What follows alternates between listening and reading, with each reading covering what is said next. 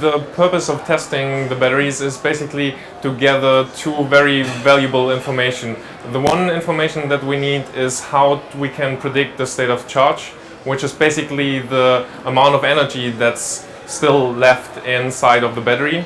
And the other important information is how we can calculate the state of health of the battery, which is how the battery is aging, because I mean, most of the people who have a mobile phone experience that at some point, unfortunately, the battery has not as much energy left in it as a new battery has. So these are two very important informations, and to get those we have to measure them.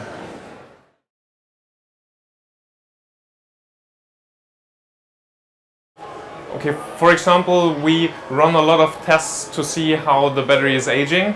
And now we have some information on what are the conditions that are good for a battery and what are the conditions in which the battery is aging faster and losing more of its capacity.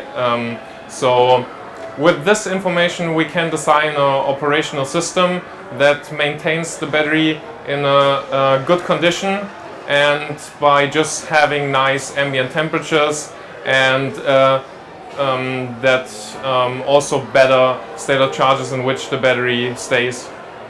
One example that we can learn from the tests we made is that, for example, high state of charges or high temperatures are not very good for the battery on the long term. So we basically prevent those conditions from happening. So basically at some point we start cooling the battery cell, and also we may not immediately charge the battery again after it's connected to the grid. So if the electric vehicle comes back and is connected to the grid, we may not start immediately recharging the system, but maybe we do it just before we ride again.